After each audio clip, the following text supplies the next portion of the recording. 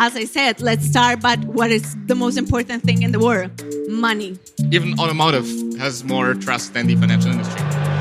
ITCS Pizza Time Podcast. Cheesy questions and juicy answers for the tech community.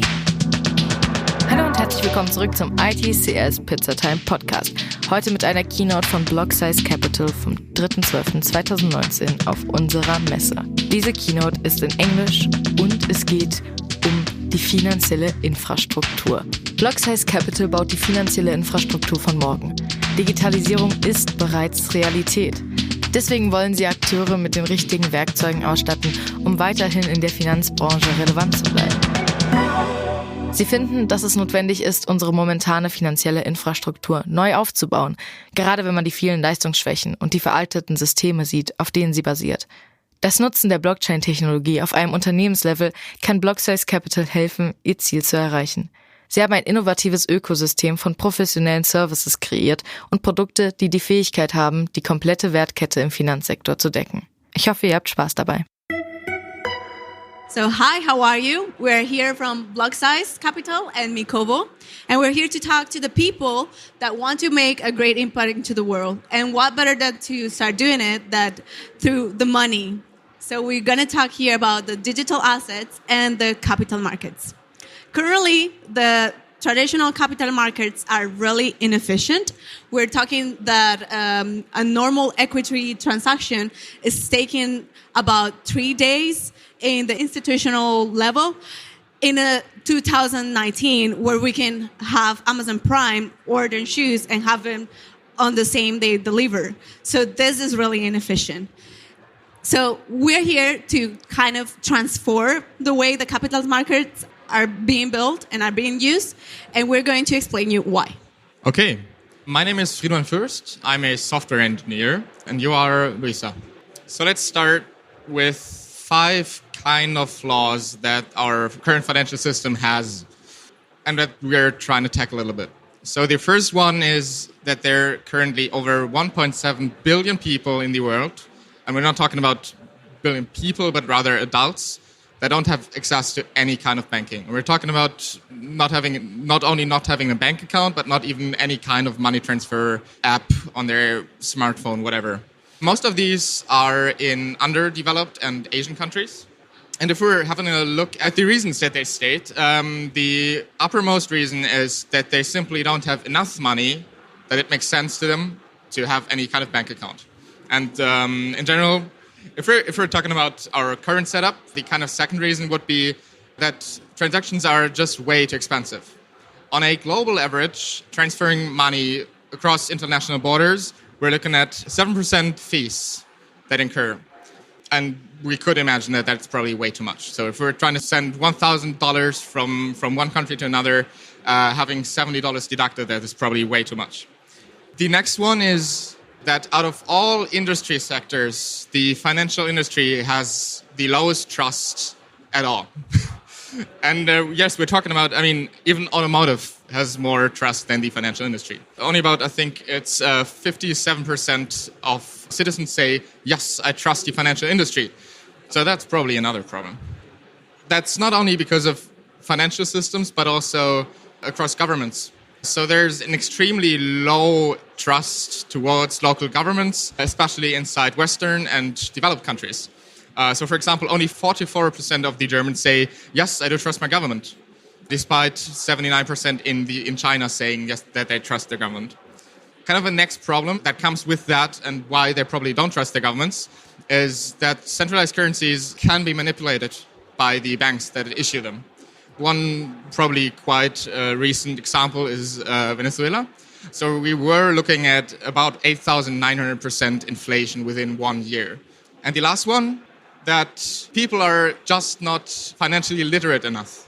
So there's one interesting study by S&P. They simply go on the streets and ask people kind of like, what are you doing for your finance, investments, whatever? And then they ask you to calculate some basic interests.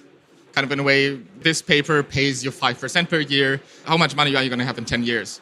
And only 45% of the people answer these questions correctly. We're trying to reach people that don't even understand the basic concepts behind the actions.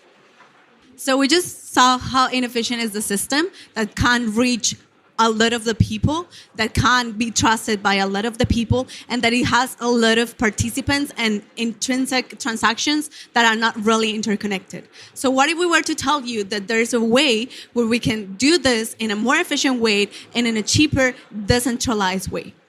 This is thanks to tokenization. This is how a normal transaction in the normal institutional system takes. And this is why it takes about 3 days to process a transaction. There's a lot of participants, and all of them have to know who owns who and who has what. And therefore, they have all themselves, their old legends secured and privatized.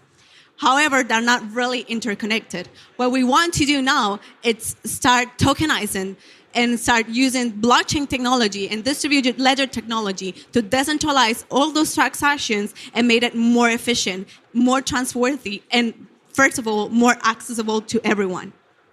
Thanks to tokenization, we can pass from that super complicated system to this one, where through several smart contracts that I don't know if you know what they are, but they're just simple programmer contracts that you put into the ledger, you can tell the blockchains to do this, this, and that if certain conditions are met. Hence, all the assets that are not so liquid by nature or that cannot be fractional by their ownership can be digitalized, and now we have a new system of digital assets, improving all the capital markets, opening the financial system to new players, newcomers, also to the old financial traditional players, and making everything more transparent and efficient. So Mikovo and Blocksize, we specialize in blockchain technology and distributed ledger technology. So we cover both the primary market and the secondary market to make everything more transparent and efficient thanks to the distributed ledger technology. If you come to work to us, you're not going to have only the possibility of develop yourself professionally, but also to learn about a new technology that is going to revolutionize all the capital markets.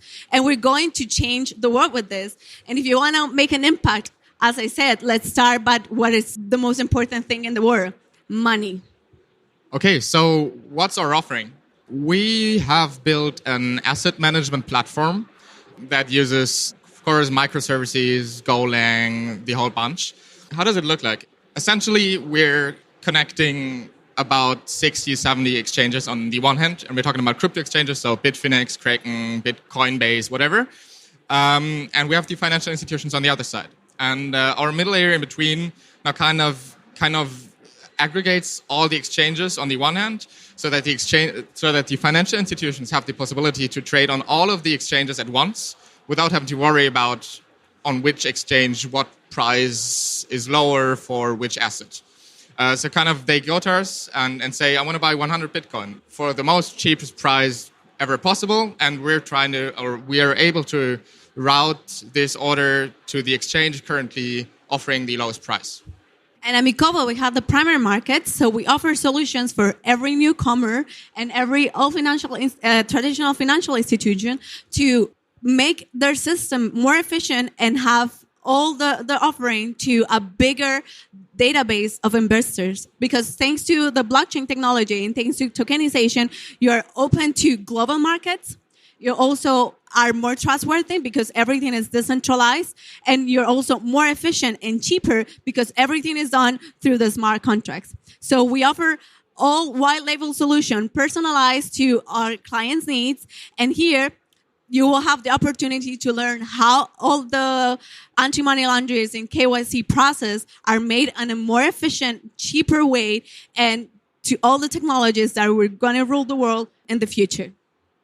So please go ahead, don't hesitate, and apply and start working for a really, really fun team and a really interesting project. Thank you. Das war die Keynote von Blocksize Capital. Ich hoffe, es hat euch gefallen und wir hören uns beim nächsten Mal.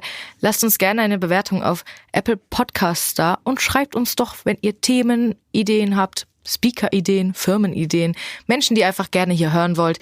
Schreibt uns das einfach und wir versuchen, das umzusetzen. Denn dieser Podcast ist von uns für euch. Wir hören uns beim nächsten Mal. Bis dahin. ITCS, Pizza Time Podcast.